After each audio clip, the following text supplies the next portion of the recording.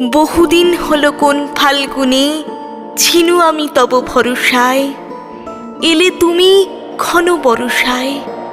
আজি উত্তাল তুমুল ছন্দে, আজি নব ঘন বিপুল মন্ত্রে, আমার পরাণে যে গান বাজাবে সে গান তোমার করসায়।